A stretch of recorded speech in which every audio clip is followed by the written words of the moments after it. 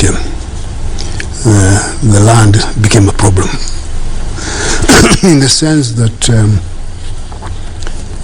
Jomo Kenyatta, who was always an active political opportunist, and his policy was always very clear: get political power, then you can do what you want.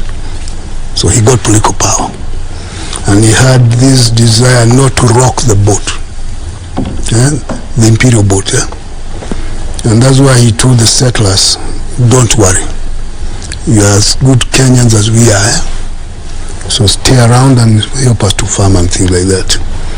Now, there were those settlers who could not stomach the idea of an African being in charge. And to make matters worse, the Mau Mau chief himself, as they used to call him, they could not stomach. So they left. Now, those lands were then available for people to buy. Those who could buy were limited. Because you had to have some income. So this land was actually for sale? I thought yeah, it's for sale. They sold. Some sold, but not enough for everybody. Then there was a deal between the British government and the Kenyatta government to provide loans for now the people to organize themselves to buy the land, not to be given. And Jomo was very clear, hakuna cha bure. But one would argue that the land was predominantly Kenyan before the coming of the white man. Well, there was no Kenya before that time. There was no Kenya before that. Yeah. And at what point Kenya was is a creation of the imperial desires. So the land was there as a builder belonging to the Africans. The reason why they went actually into the forest was because they wanted their land back. Yes, that was the clarion call. Yes. But at the time of independence, things had changed.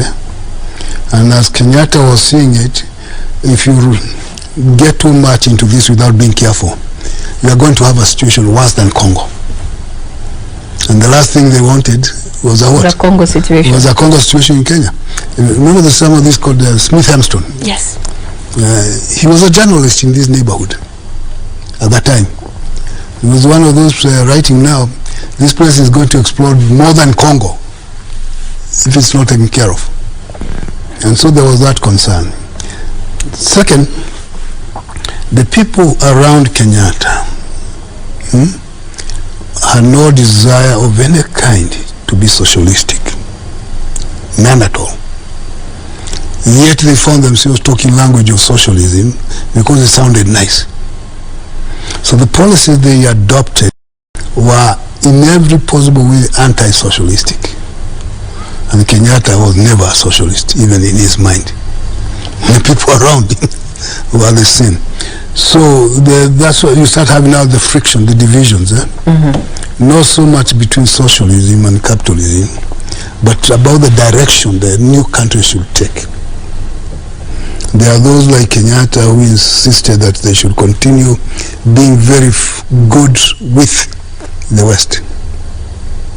There are those like Jaramogi and Murumbi and Kagia and others who start saying, look, it's not that you don't want anything to do with the British and the West, but they've been having it all alone. To balance up, we need to also give something. Consider the other side. Yes. Because it also has something to say. And that's why we started having this ideological friction between Kenyatta, whom, as you can see those claps, he was wearing a kofia like Jaramogi, looking like, until they quarreled. So the debate that came is, which way does Kenya go? And there were those who were in control, Kenyatta, Mboya, and all that clique. They're the ones who came up with session of paper number 10, saying that it's African socialism, which was not, but laying it very clear that Kenya was going to be in the western side of the argument. Capitalism, none of those things. Now,